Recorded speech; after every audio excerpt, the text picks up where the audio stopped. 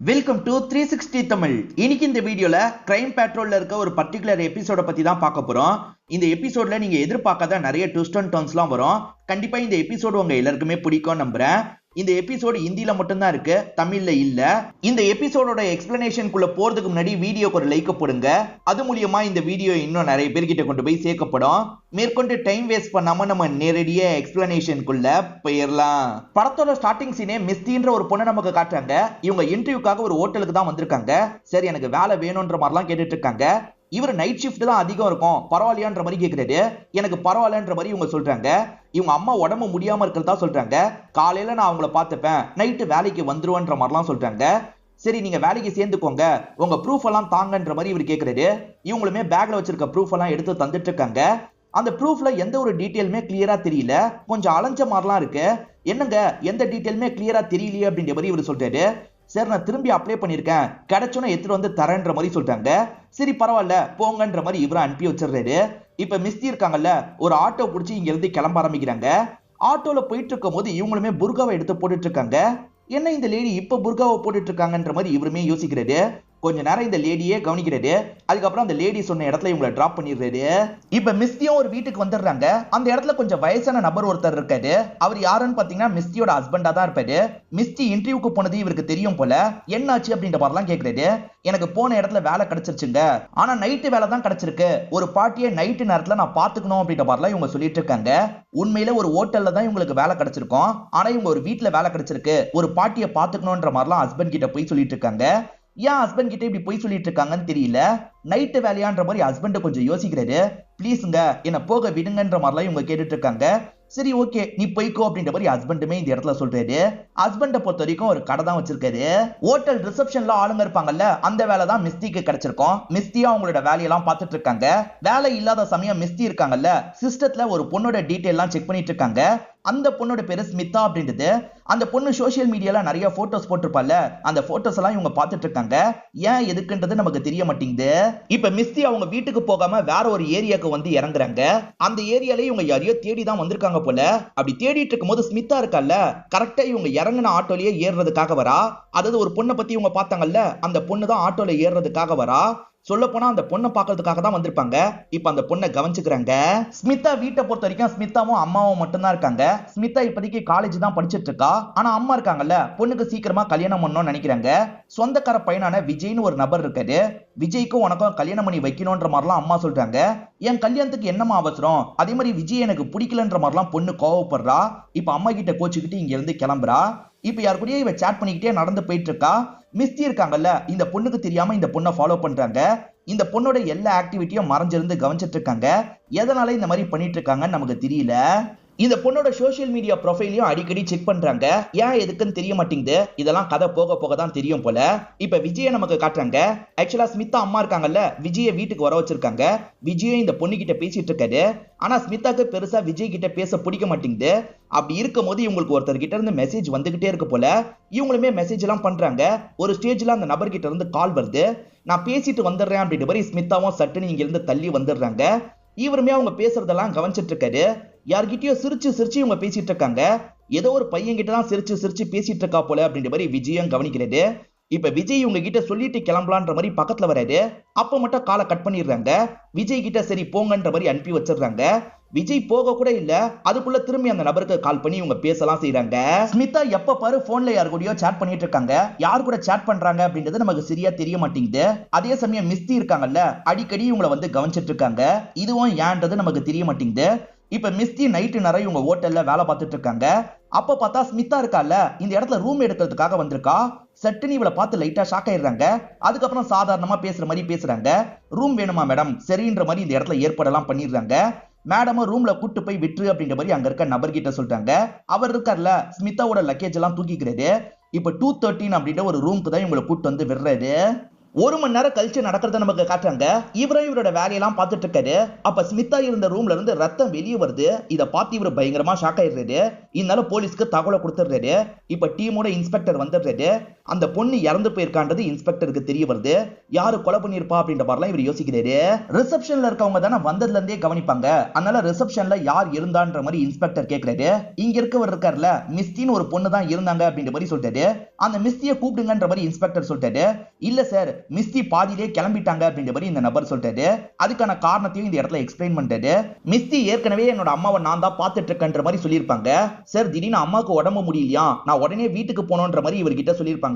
சரிமா நீ போய்க்கோன்ற மாதிரி இவருமே சொல்லியிருப்பாரு. இப்ப பிரசன்ட்ல போலீஸ் கிட்ட அந்த விஷயத்தை தான் சொல்றாரு. மிஸ்டி இப்போ ஒரு பஸ் ஸ்டாப்க்கு தான் வராங்க. ஏதோ ஒரு பஸ் பிடிக்கணும்னு நினைக்கிறாங்க போல. அந்த பஸ் போயிருச்சான்ற மாதிரி கேக்குறாங்க. இப்பதான் போச்சுன்ற மாதிரி அங்க இருக்கவர் சொல்றாரு. இப்ப நான் என்ன பண்றது, உடனே அங்க போணுமேன்ற மாதிரி இந்த பொண்ணு கேக்குறாங்க. டாக்ஸி பிடிச்சதாமா போனோன்ற மாதிரி அந்த பெரியவர் சொல்லிட்டாரு. அவர் இங்க இருந்து கிளம்பிடுறாரு. இன்ஸ்பெக்டரும் அந்த மிஸ்டிக்கு காலாவது பண்ணுங்கன்ற மாதிரி சொல்லிட்டாரு. இந்த நபரும் ட்ரை பண்ணி பாக்குறாரு. ஆனா கால் அவங்களுக்கு போகவே மாட்டேங்குது.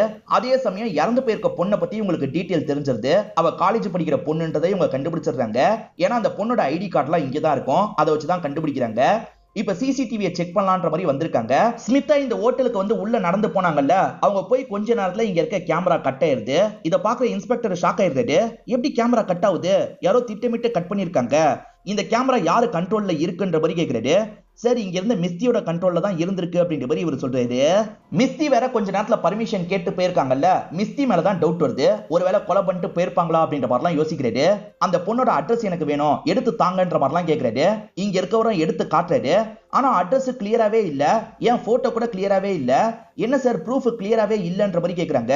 அலைஞ்சு போயிருச்சு, நான் சீக்கிரமா ப்ரூஃபை ரெடி பண்ணி தரேன்ற மாதிரி அந்த பொண்ணு சொன்னா சார். ஆனா அந்த பொண்ணோட போட்டோ என்கிட்ட இருக்கு, இருங்க காட்டுறேன்ற மாதிரி போட்டோவை காட்டுறாரு. அதே சமயம் அந்த பொண்ணு அட்ரஸ் சொன்னா நான் நோட் பண்ணி வச்சிருக்கேன்ற மாதிரி சொல்லிட்டாரு. ஆனா இன்ஸ்பெக்டருக்கு நம்பிக்கை இல்ல.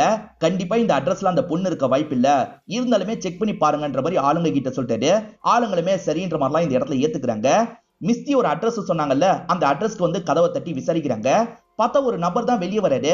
மிஸ்டின்னு இந்த வீட்டுல யாருமே இல்லன்ற மாதிரிலாம் இந்த நபர் சொல்றாரு. இந்த பொண்ணு தெரியாதான்னு போட்டோவை காட்டுறாங்க. தெரியாதுன்ற மாதிரி சொல்றாரு. இப்ப ஸ்மிதாவோட அம்மாவை பார்த்து பேசலான்ற மாதிரி வீட்டுக்கு வந்துடுறாங்க. உங்க பொண்ணு அந்த ஹோட்டலுக்கு வந்திருக்காங்க, ஹோட்டல்ல கொலை செய்யப்பட்டிருக்காங்கன்ற மாதிரி சொல்றாங்க. இது பொண்ணு கொலை செய்யப்பட்டுட்டாளா அப்படின்ற மாதிரி அம்மா ஆச்சரியப்படுறாங்க. என் பொண்ணு எதுக்கு நைட்டு நேரம் ஹோட்டலுக்கு போனா, எனக்கு அதுதான் புரியலன்ற மாதிரிலாம் அழுதுட்டு இருக்காங்க. பொண்ணு யாரையாவது லவ் பண்றாங்களா அப்படின்ற மாதிரி இவர் கேக்குறாரு. ஸ்மிதா யாரையாவது லவ் பண்ணாலா இல்லையான்றது எனக்கு தெரியல சார். ஆனா ஸ்மிதாக்கு சீக்கிரமா கல்யாணம் பண்ணி வைக்கணும்னு நினைச்சேன். சொந்தக்கார பையனா விஜய்னு ஒரு பையன் இருக்கான், அவன் கிட்ட பேசலாம் வச்சேன். ஆனா இவ பிடி கொடுத்தே பேசல போல. விஜய் என்கிட்ட ரொம்ப ஃபீல் பண்ணா அப்படின்ற மாதிரிலாம் அம்மா சொல்லிட்டாங்க. அந்த விஜய பத்தின டீடைல் எங்களுக்கு வேணும்ன்ற மாதிரி இவங்க கேக்குறாங்க. ஒருவேளை விஜய் கூட கோவப்பட்டு அப்படி பண்ணிருக்க வாய்ப்பு இருக்குன்னு நினைக்கிறாங்க. இப்ப விஜய் அட்ரஸ் கிடைச்சிருச்சுல, விஜய வீட்டுக்கு வந்து பாக்குறாங்க. விஜயும் என்ன விஷயம்ன்ற மாதிரி கேக்குறாரு. ஸ்மிதா இறந்து போனதை பத்தி சொல்றாங்க.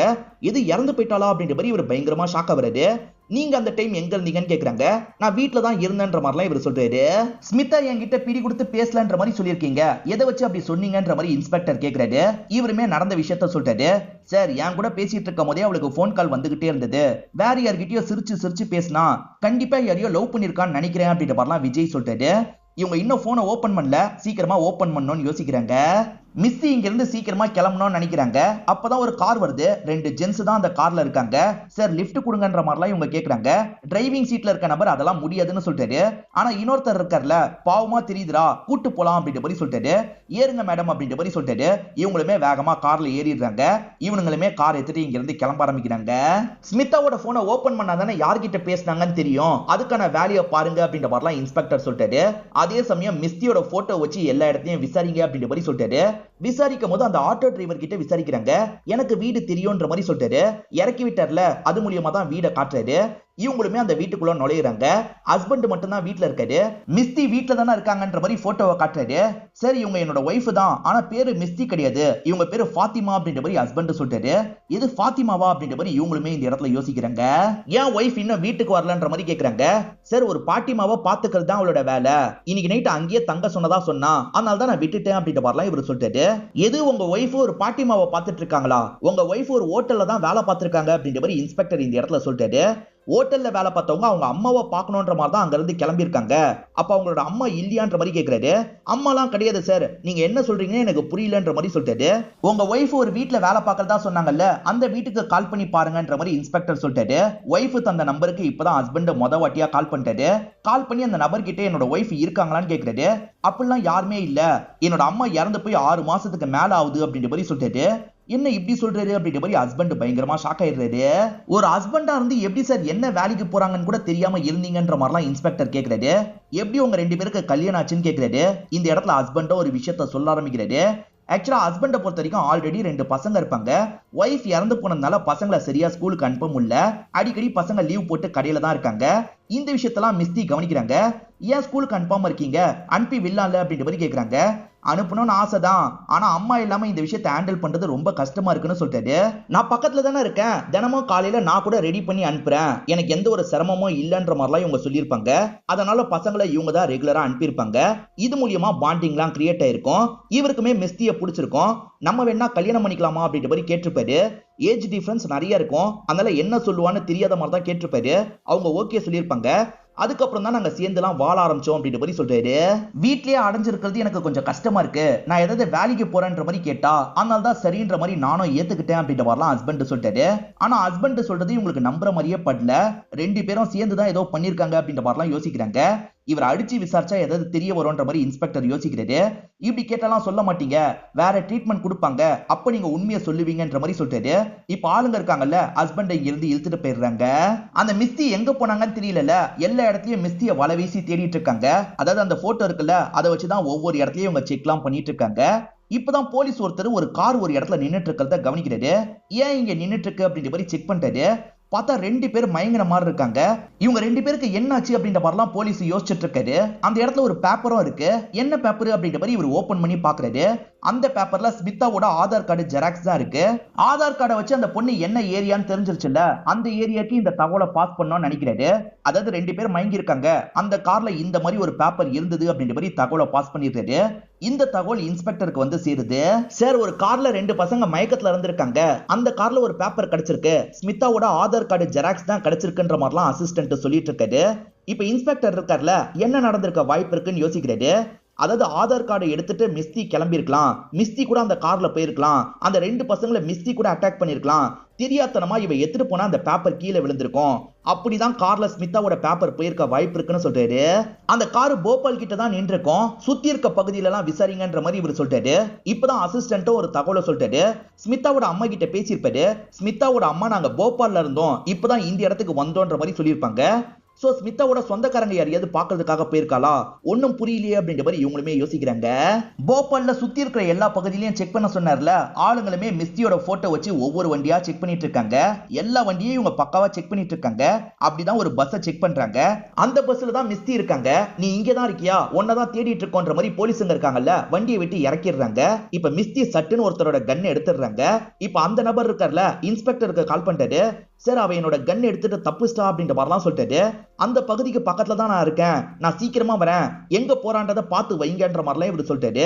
அவங்க கன் எடுத்துட்டு வேகமா காட்டு பகுதியை நோக்கி ஓடி இருப்பாங்க. போலீஸுங்களும் பின்னாடியே ஓடி போயிட்டு இருக்காங்க. கொஞ்ச நேரத்துல இன்ஸ்பெக்டரும் இந்த இடத்துக்கு வந்து சேர்ந்துடுறாரு. இன்ஸ்பெக்டர் கிட்ட விஷயத்தெல்லாம் இவங்க சொல்லிட்டு இருக்காங்க. இப்ப எல்லாருமே சேர்ந்த மாதிரி அந்த மிஸ்தியை அமுக்கணும்ன்ற மாதிரி காட்டு பகுதிக்கு வந்துட்டு இருக்காங்க. ஒழுங்கா வெளியே வந்துரு, உன் நல்லதுக்காக சொல்றேன் அப்படின்ற மாதிரி இன்ஸ்பெக்டர் சொல்லிட்டாரு. மிஸ்தி நினைச்சா இன்ஸ்பெக்டரை ஷூட் பண்ணிருக்க முடியும், ஆனா மிஸ்தி இன்ஸ்பெக்டரை பார்த்தோன்னா சரண்டர் ஆயிரலான்னு முடிவு பண்றாங்க. இதை இன்ஸ்பெக்டருமே கவனிக்கிறாரு. ஏன் நம்மள அட்டாக் பண்ணல, ஏன் மாட்டிக்கிட்டான்ற மாதிரி யோசிக்கிறாரு. இப்ப மிஸ்தியை இவங்களோட ஸ்டேஷனுக்கு கூட்டு வந்துட்டு இருக்காங்க. ஸ்டேஷன்ல இருக்க ஹஸ்பண்ட் இருக்காருல, என்ன நல்லா ஏமாத்திட்டல, உண்மையான பேரு மிஸ்தி, ஆனா என்கிட்ட ஃபாத்திமா நடிச்சிருக்க, இப்படி பண்ண உனக்கு அசிங்கமா இல்லையான்ற மாதிரிலாம் பயங்கரமா திட்டிட்டு இருக்காரு. இன்ஸ்பெக்டர் என்ன நினைக்கிறாருன்னா, இவங்க தான் கொலை பண்ணிட்டு போயிருக்காங்கன்னு நினைக்கிறாரு. எதுக்காக இந்த கொலை பண்ணன்னு கேக்குறாரு. இது கொலையா, நான்லாம் எந்த ஒரு கொலையும் பண்ணலன்ற மாதிரிலாம் இவங்க அழுதுகிட்டே சொல்லிட்டு இருக்காங்க. இப்படி எல்லாம் கேட்டா சொல்ல மாட்டேன், ட்ரீட்மெண்ட்டை கொடுங்கன்ற மாதிரி சொல்லிட்டாரு. ஆளுங்களும் கூட்டு போறாங்க. அப்பதான் இவருக்கு ஒரு விஷயம் ஞாபகம் வருது. இங்க வா, இதுக்கு மட்டும் பதில் சொல்லு, நீ ஷூட் பண்ணணும்னு நினைச்சா ஷூட் பண்ணிருக்கலாம், ஏன் என்ன ஷூட் பண்ணல அப்படின்ற மாதிரி கேட்கிறாரு. ஏன்னா ஏற்கனவே என்னோட லைஃபை காப்பாத்தினது நீங்க தான்ற மாதிரி சொல்லிட்டாங்க. இது உன்னோட லைஃபை நான் காப்பாத்தினா எப்பன்ற மாதிரி கேட்கிறாரு. 15 வருஷத்துக்கு முன்னாடி ஒரு குழந்தைய காப்பாத்தினீங்கல்ல, அந்த குழந்தை நான் தான் அப்படின்ற மாதிரி சொல்லிட்டாங்க. இப்பதான் இன்ஸ்பெக்டரும் ஒரு விஷயத்தை யோசிச்சு பாக்குறாரு. 15 வருஷத்துக்கு முன்னாடியே இந்த இன்ஸ்பெக்டர் இப்ப இருக்க மாதிரியே தான் இருக்காரு. ஆக்சுவலா வரப்போற வண்டியெல்லாம் செக் பண்ணிட்டு இருக்காரு. அப்படி ஒரு வண்டியை செக் பண்ணும்போது அந்த வண்டியில நிறைய சின்ன பொண்ணுங்களாம் இருக்கிறது இவருக்கு தெரிய வருது. இவன் சின்ன பொண்ணுங்களை தான் கடத்தி கூட்டு போறான்றது இவருக்கு புரியுது. அங்க இருக்க எல்லா பொண்ணையும் இவர் காப்பாத்திடுறாரு. எல்லாரையும் அவங்க வீட்டுல சேர்த்துடுறாரு. ஆனா ஒரு பொண்ணுக்கு மட்டும் வீடு தெரியல. இத பத்திலாம் அசிஸ்டன்ட் லேடி இன்ஸ்பெக்டருக்கு புரிய வைக்கிறாங்க. சரி, இந்த பொண்ணு கிட்ட தகவலை கேட்டு சேர்த்துடலான்ற மாதிரி இவர் நினைக்கிறாரு. உங்க வீட்டுக்கு பக்கத்துல இருக்க அடையாளத்தை சொல்லுன்னு கேக்குறாரு. ஒரு லேக் இருக்கும்னு சொல்றா. அந்த லேக்கோட பேர் என்னன்னு கேக்குறாரு. லேக்குன்ற மாதிரி இந்த பொண்ணு சொல்றா. சரி, உன்னோட அம்மாவோட பேரு சொல்லுன்னு கேக்குறாரு. அம்மான்ற மாதிரி இந்த பொண்ணு சொல்றா. சோ இந்த பொண்ணுக்கு எதுவுமே தெரியல, நம்ம கண்டுபிடிக்க முடியாதுன்னு இவர் புரிஞ்சுக்கிறாரு. இவருக்கு சாப்பாடு கொண்டு வந்திருப்பாரு. அந்த சாப்பாடை இந்த பொண்ணுக்கு ஊட்டி விடலாம்னு நினைக்கிறாரு. சப்பாத்தி ஒரு குழம்பு தான் இருக்கும். இந்த குழம்பு என்னோட அம்மா செய்வாங்க, எனக்கு ரொம்ப பிடிக்கும்ன்ற மாதிரிலாம் இந்த பொண்ணு சொல்றா. சரி சாப்பிடுன்ற மாதிரி இவர் ஊட்டிலாம் விட்டுறாரு. இந்த ஆன்டி உன்னை ஒரு இடத்துல கொண்டு போய் விடுவாங்க, அந்த இடத்துக்கு போ, அந்த இடத்துல எல்லாருமே உன்னை பத்திரமா பாத்துப்பாங்க அப்படின்ற மாதிரி சொல்றாரு. சரின்ற மாதிரி இந்த பொண்ணுமே இங்க இருந்து கிளம்பி போயிருப்பா. பிரசன்ட்ல மிஸ்தி செல்லுக்குள்ள தான் இருக்காங்க. இவருமே செல்லுல இருக்க மிஸ்தியை பாக்குறதுக்காக வராரு. சப்பாத்திக்கு உன்னோட அம்மா ஒரு பொரியல் செய்வாங்க, சூப்பரா இருக்கும்னு சொன்னல, அதை தான் எடுத்துட்டு வந்திருக்கேன் சாப்பிடுன்ற மாதிரி சொல்லிட்டாரு. சரி, என்னோட அம்மா இதை செய்ய மாட்டாங்க, ஒரு குழம்பு தான் செய்வாங்க அப்படின்ற மாதிரி இவங்களுமே சொல்றாங்க. ஆக்சுவலா இவர் செக்கிங் தான் வச்சிருப்பாரு. இவங்க உண்மையிலேயே அந்த சின்ன பொண்ணு தானா இல்ல நம்மளை ஏமாத்துறாங்களா அப்படின்றதுக்காக தான் இந்த செக்கிங் வச்சிருப்பாரு. இவங்க சொல்றது மூலியமா இவங்க தான் அந்த சின்ன பொண்ணுன்றதை கன்ஃபார்ம் பண்ணிடுறாரு.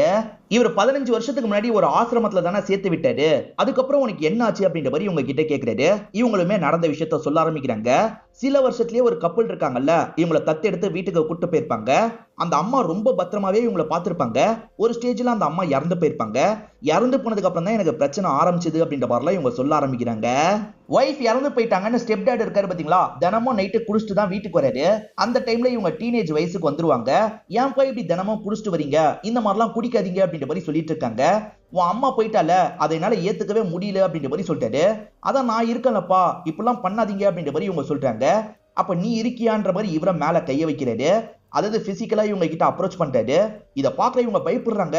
விடுங்கப்பா விடுங்கப்பான்ற மாதிரி சொல்றாங்க. ஆனா இவர் கேட்க மாட்டாரு. இந்த பொண்ணை ரேப் பண்ணிடுறாரு. இதெல்லாம் மிஸ்தி பிரசன்ட்ல அழுதுகிட்டே தான் சொல்லிட்டு இருக்காங்க. ஒரு நாள் 2 நாள் இல்ல, தினமும் நைட்டு என்கிட்ட தப்பா நடந்துக்க ஆரம்பிச்சாரு. ஸ்கூலுக்குலாம் என்ன அனுப்பாம வீட்லயே வச்சுக்கிட்டாரு. நான் ரொம்ப கொடுமையா அனுபவிச்சேன் அப்படின்ற மாதிரி சொல்லிட்டாங்க. அவரால் இவங்க பிரெக்னென்ட்டே ஆயிருப்பாங்க. அவர் ஒரு நர்ஸு கிட்ட கூட்டு வந்திருப்பாரு. அந்த நர்ஸ் இருக்காங்கல்ல, கருவெல்லாம் கலைச்சிருப்பாங்க. இவங்க ஓடி போக கூட வாய்ப்பு இருக்குல்ல. அதனால அந்த ஸ்டெப் டாட் என்ன பண்ணிருப்பாருன்னா சங்கிலி எல்லாம் போட்டு இவங்களை லாக் பண்ணி தான் வச்சிருப்பாரு. இவங்க ஒரு ரூம்லயே தான் மாட்டி தவிச்சிட்டு இருப்பாங்க. வீட்டுக்கு வேலைக்காரியா வந்த ஒரு லேடி இவங்களை கவனிச்சிடுறாங்க. என்ன பிரச்சனை அப்படின்ற மாதிரிலாம் இந்த பொண்ணு கிட்ட கேட்டு தெரிஞ்சிருப்பாங்க. நைட்டு நேரம் அப்பா நல்லா தூங்கிட்டு இருக்காரு. இதுதான் சமயம்ன்ற மாதிரி இவங்க இருக்காங்கல்ல, சைலண்டா வெளியே வந்துடுறாங்க. அப்பா தூங்குனதுக்கு வேலைக்காரி தான் காரணம். மயக்க மருந்து தந்திருப்பாங்க. இந்த பொண்ணை காப்பாத்தணும்னு நினைச்சிருப்பாங்க. காப்பாத்தின லேடி இருக்காங்கல்ல, ஒரு ஆசிரமத்துக்கு கூட்டு வந்திருப்பாங்க. அந்த இடத்துல தான் இவங்களுக்கு ஃபாத்திமான்னு பேர் வச்சிருப்பாங்க. இவங்க அந்த ஆசிரமத்தெல்லாம் வளர ஆரம்பிச்சிருப்பாங்க. திரும்பி அந்த ஸ்டெப் டாட நீ பாக்கலையான்ற மாதிரி இவர் கேட்கிறாரு. நான் அங்கிருந்து வந்து 6 மாசத்துல அவர் இறந்து போயிட்டாரு. அந்த ஆன்டி சொல்லி தான் எனக்கு இந்த விஷயம் தெரிஞ்சது அப்படின்ற மாதிரிலாம் இவங்க சொல்லிட்டு இருக்காங்க. சரி அதெல்லாம் விடு, ஹஸ்பண்ட் கிட்ட எதுக்காக இவ்வளவு பொய் சொன்ன, அதே மாதிரி ஸ்மிதாவை பார்த்தோன்னு எதுக்காக அங்க இருந்து கிளம்புன, அதை எனக்கு புரியுற மாதிரி சொல்லுன்ற மாதிரி கேட்கிறாரு. இவங்களுமே சில விஷயங்களை இந்த இடத்துல எக்ஸ்பிளைன் பண்றாங்க. இவங்க ஸ்மிதாவை ரெகுலரா ஃபாலோ பண்ணாங்கல்ல, அதை பத்தி எல்லாம் சொல்லிட்டு இருக்காங்க. எனக்கு ஸ்மிதாவோட அட்ரஸ் தெரியணும் சார், இந்த ஊர் அட்ரஸ் இல்ல போபால் அட்ரஸ் தெரியணும், அதுக்காக தான் அவளை தொடர்ச்சியா ஃபாலோ பண்ண. ஆனா அட்ரஸ் எனக்கு கிடைக்கவே இல்ல. அப்படி இருக்கும்போது அவளே அந்த ஹோட்டலுக்கு வந்தா, அவ ப்ரூஃபுக்காக அட்ரஸ் தந்தா. அட்ரஸ் கிடைச்சோன்னா நானும் வேகமா கிளம்பிட்டேன். என் அம்மாவை பார்க்கறதுக்காக தான் கிளம்புனேன் அப்படின்ற மாதிரி சொல்லிட்டாங்க. இது அம்மாவை பார்க்கறதுக்கு கிளம்புனியா, அப்ப அம்மா எங்க இருக்காங்கன்னு உனக்கு தெரியுமான்ற மாதிரி இவர் கேட்கிறாரு. நான் சின்ன பொண்ணா இருக்கும் போது உங்ககிட்ட சில விஷயங்களை மறைச்சிட்டேன். ஸ்மிதாவோட அப்பாவுக்கு கீழே தான் என்னோட அம்மா வேலை பார்த்தாங்க. நான் ஸ்மிதாவோட அப்பாவை கொலை பண்ணிட்டேன் அப்படின்ற மாதிரி சொல்றாங்க. இது கொலை பண்ணிட்டியா அப்படின்ற மாதிரி இவர் ஷாக் ஆகுறாரு. ஆமான்ற மாதிரி இவங்களும் நடந்த விஷயத்த சொல்றாங்க. போபால்ல தான் ஸ்மிதாவோட ஃபேமிலி இருப்பாங்க. அதே மாதிரி மிஸ்தியோட அம்மாவும் வேலைக்காரங்களா இருப்பாங்க. ஸ்மிதாவோட அம்மா இருக்காங்கல்ல, ஸ்மிதாவை கூப்பிட்டு சொந்தக்காரங்க வீட்டுக்கு போலான்னு நினைக்கிறாங்க. ஹஸ்பண்ட் கிட்ட சொல்லிட்டு வெளியே வராங்க. ஸ்மிதா நம்ம போயிட்டு வந்துடலாம் அப்படின்ற மாதிரி பொண்ணை கூப்பிட்டு கிளம்புறாங்க. ஸ்மிதா கிளம்பி போயிட்டாமா, எனக்கு போர் அடிக்குது அப்படின்ற மாதிரிலாம் மிஸ்தி அம்மா கிட்ட சொல்றாங்க. இந்த விஷயத்தெல்லாம் ஸ்மிதாவோட அப்பா கவனிக்கிறாரு. ஸ்மிதாவோட அப்பா இருக்காரு பாத்தீங்களா, இந்த பொண்ணு கிட்ட காசு தராரு. நீ ஏதாவது வெளியே போய் வாங்கி சாப்பிடுன்னு சொல்றாரு. அந்த பொண்ணு வெளியே போனோன்னா கதவை சாத்திடுறாரு. இவருக்கு ரொம்ப நாளா வேலைக்காரி மேல ஒரு கண்ணு இருக்கும். இவங்க கூட ஒன்னா இருக்கணும்ன்ற மாதிரி யோசிக்கிறாரு. இவங்க கூட வற்புறுத்தி ஒன்னா இருந்துடுறாரு. இப்ப வெளியே அந்த பொண்ணை பாக்குறதுக்காக வராரு. அந்த பொண்ணை கவனிச்சிருப்பா போல, ஒரு கல்லை தூக்கி மண்டிலேயே அடிக்கிறா. இப்ப இவருமே காயப்பட்டு கீழே விழுந்துடுறாரு. என்னாச்சு ஏதாச்சுன்னு அம்மாக்கு தெரியல. நீ இங்கிருந்து ஓடிடுன்ற மாதிரி சொல்லியிருப்பாங்க. இந்த பொண்ணு வேகமா இங்கிருந்து ஓடிடுறா. நான் தான் அவரை கொலை பண்ணிட்டேன் அப்படின்ற மாதிரிலாம் இவ சொல்லிட்டு இருக்கா. கார்ல 2 பசங்களை அட்டாக் பண்ணியிருந்தாங்கல்ல, அதுக்கான காரணம் என்னன்ற மாதிரி இன்ஸ்பெக்டர் கேட்கிறாரு. இவங்களுமே காரணத்தை சொல்ல ஆரம்பிக்கிறாங்க. ஆக்சுவலா அவனுங்க 2 பேருமே காரை ஒரு இடத்துல நிறுத்தி இவங்க கிட்ட தப்பா நடந்துக்கலான்ற மாதிரி நினைச்சிருப்பாங்க. விடுங்கன்ற மாதிரி இவங்க சண்டை போட்டிருப்பாங்க. ஒரு ஸ்டேஜ்ல அவனுங்க 2 பேரையும் அட்டாக் பண்ணிருப்பாங்க. அப்படிதான் அட்டாக் பண்ண, என் மேல தப்பு இல்லைன்ற மாதிரிலாம் இவங்க சொல்லிட்டு இருக்காங்க. இந்த பசங்க விஷயம் பெருசா பிரச்சனை வராது, ஆனா அப்பாவை கொண்டிருக்கல, அதுக்காக லீகலா நீ பிரச்சனையை ஃபேஸ் பண்ற மாதிரி தான் இருக்கும். என்னால என்ன முடியுமோ அதை நான் உனக்கு பண்றேன்ற மாதிரி சொல்லிட்டு சரின்ற மாதிரி இவங்களுமே ஏத்துக்கிறாங்க. ஸ்மிதாவோட போனை ஓபன் பண்ணணும்னு நினைச்சாங்க பாத்தீங்களா, ஓபன் பண்ணதுல பெருசா போட்டோஸ்லாம் இவங்களுக்கு கிடைக்கல. ஆனா ஸ்மிதா மணிக்கணக்குல ஒரு நபர் கிட்ட பேசி இருக்கிறது இவங்களுக்கு தெரிய வருது. அந்த நபரோட நம்பர் மட்டும் தான் இப்போதைக்கு கிடைச்சிருக்கு அப்படின்ற மாதிரி அசிஸ்டன்ட் சொல்லிட்டாரு. சரி, அந்த நபரோட டீடைல்லாம் கலெக்ட் பண்ணுங்கன்ற மாதிரி இன்ஸ்பெக்டர் சொல்லிட்டாரு. இப்பதான் வேற ஒரு அசிஸ்டன்ட் இந்த இடத்துக்கு வராரு. ஸ்மிதா பாடியை பாக்குறதுக்கு அப்பா வந்திருக்காருன்னு சொல்றாரு. எது, ஸ்மிதாவோட அப்பா உயிரோட இருக்காரான்ற மாதிரி இன்ஸ்பெக்டர் பயங்கரமா இந்த இடத்துல ஷாக் ஆயிடுறாரு. இப்ப ஸ்மிதாவோட அப்பாவை லாக் பண்ணிடுறாரு. அவரை போட்டு பயங்கரமா அடிச்சிட்டு இருக்காரு. மிஸ்தியோட அம்மா கிட்ட சின்ன வயசுல இவர் தப்பா நடந்துகிட்டதா மிஸ்தி சொன்னாங்கல்ல, அதை பத்தி கேட்கிறாரு. இவருமே ஆமா சார், நான் தப்பா நடந்துகிட்டேன் அப்படின்ற மாதிரி இந்த இடத்துல ஏத்துக்கிறாரு. அவங்க கிட்ட மட்டும் இல்ல, நிறைய பேர்கிட்ட இவர் தப்பா நடந்துப்பாரு. இதெல்லாம் இவரோட ஒய்ஃப்க்கு தெரிய வந்திருக்கும். இந்த மனுஷன் கூட இதுக்கப்புறம் வாழக்கூடாதுன்ற மாதிரி தான் பொண்ணை கூட்டிட்டு இந்த ஊருக்கு வந்திருப்பாங்க. இதை பத்திலாம் இவர் சொல்லிட்டு இருக்காரு. அதே சமயம் மிஸ்தி அடிச்சுட்டு போனாங்கல்ல, லைட்டா இவருக்கு காயம் தான் ஏற்பட்டிருக்கும். இவர் அன்னைக்கு இறந்துலாம் போயிருக்க மாட்டாரு. அவங்க சின்ன பொண்ணுல, அதனால தான் இறந்து போயிட்டதா பயந்துருப்பாங்க. மிஸ்தி பெருசா எந்த தப்புமே பண்ணல. அதனால அரசு தரப்பு லாயர் இருக்காரு பாத்தீங்களா, மிஸ்தி எந்த தப்புமே பண்ணல, அவங்களுக்கு பெயில் வழங்கணும்னு கேட்டுக்கிறேன் அப்படின்ற மாதிரிலாம் சொல்லிட்டாரு. ஜட்ஜ் என்ன சொல்றாருன்னா, ஒரு பெரிய ஆளு சப்போர்ட் பண்ணா நான் வெளியே வெட்டுறேன்ற மாதிரி சொல்லிட்டாரு. இதை கவனிச்சிட்டு இருக்க இன்ஸ்பெக்டர் இருக்கார்ல, சார் நான் சைன் போடுறேன், நான் இந்த பொண்ணை கூட்டு போனோம்னு நினைக்கிறேன்ற மாதிரி சொல்லிட்டாரு. சரின்ற மாதிரி இவருமே பெயில் எல்லாம் தந்துடுறாரு. இப்ப மிஸ்தியும் ஃபேமிலியை பாக்குறதுக்காக வராங்க. சந்தோஷமா பசங்களை கட்டி பிடிச்சிட்டு இருக்காங்க. மிஸ்தி மேல எந்த தப்பும் இல்லைன்றது ஹஸ்பண்டுக்கு தெரிய வந்துருது. அதனால ஹஸ்பண்டுமே இந்த இடத்துல மன்னிச்சிடுறாரு. இந்த மாதிரி பொண்ணு கிடைக்க நீங்க கொடுத்து வச்சிருக்கணும், ஹாப்பியா இருங்கன்ற மாதிரி சொல்றாரு. அதே மாதிரி மிஸ்தியோட அம்மாவை கண்டுபிடிக்கணும்னு நினைக்கிறாரு. இப்ப மிஸ்தி அந்த ஊருக்கு கூட்டு வந்துடுறாரு. மிஸ்தி வாழ்ந்த பகுதியில இப்ப பெரிய பெரிய பில்டிங்லாம் வந்திருக்கு. என்ன பெரிய பெரிய பில்டிங் வந்திருக்குன்னு யோசிக்கிறாங்க. இந்த இடத்த வாங்கி தானே பில்டிங்லாம் கட்டியிருக்க முடியும், அந்த டீட்டெயில்லாம் விசாரிங்கன்ற மாதிரி சொல்றாரு.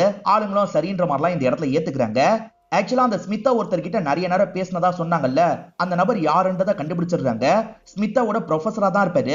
2 பேருமே மணிக்கணக்குல பேசியிருக்காங்கன்னு தெரிய வருது. இப்ப அந்த ப்ரொஃபஸரை இவரும் கூப்பிட்டு விசாரிக்க ஆரம்பிக்கிறாரு. எதுக்காக ஸ்மிதா கிட்ட அவ்வளவு நேரம் போன்ல பேசியிருக்கீங்கன்னு கேக்குறாரு. டவுட் ஏதாவது இருந்தா கால் பண்ணுவா, அதை கிளியர் பண்ணுவேன் அப்படின்ற மாதிரிலாம் இவர் சொல்லிட்டாரு. அது எப்படி சார், ஸ்மிதா மட்டும்தான் உங்ககிட்ட டவுட் கேட்பாளா, மத்தவங்களா கேட்கவே மாட்டாங்களா?